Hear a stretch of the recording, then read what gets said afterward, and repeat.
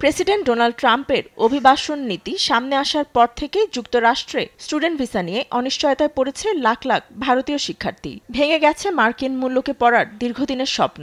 কঠোর নীতিমালার ফলে ভারতীয়দের আবেদন বা দেশটিতে প্রবেশের হার গত কয়েক দশকের মধ্যে তলানিতে।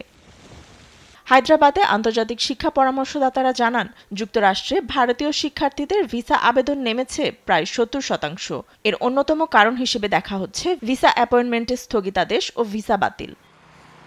অবশ্য ট্রাম্প প্রশাসন আশ্বাস দিয়েছিলেন পর্যায়ক্রমে ভিসা দেওয়ার হার বাড়ানো হবে। তবে এ নিয়ে যথেষ্ট অস্পষ্টতা থাকায় উদ্বিগ্ন শিক্ষার্থীরা। উইন্ডো ওভারসিজ এডুকেশন কনসালটেন্সি প্রধান অঙ্কিত জেন বলেন, স্লটে বুকিং নিশ্চিত না করে নতুন স্লট খোলার একমাত্র কারণ হতে পারে বিষয়গুলো নিয়ে যাচাই বাছাই করছে ওয়াশিংটন। অন্যদিকে i20 ফিভার কনসালটেন্সি বলছে, অপ্রত্যাশিতভাবে বাতিল হচ্ছে শিক্ষার্থী ভিসা। এমন ছাত্ররাও প্রত্যাখ্যান হয়েছেন যাদের ভিসা নিশ্চিতের সম্ভাবনা ছিল শতভাগ। এ বাস্তবতায় বিগত বছরের তুলনায় কমেছে প্রায় ৮০%। এ নিয়ে আতঙ্কে ছাত্র ও অভিভাবক। এমন পরিস্থিতিতে যুক্তরাষ্ট্রে আবেদনকে সময় নষ্ট হিসেবে দেখছেন কেউ কেউ। উচ্চশিক্ষায় ইতোমধ্যে অনেক শিক্ষার্থী ঝুঁকেছে অন্যান্য দেশে আবেদনের দিকে। ফাতেমা তাসনিম, নিউজ ডেস্ক, দেশ টিভি।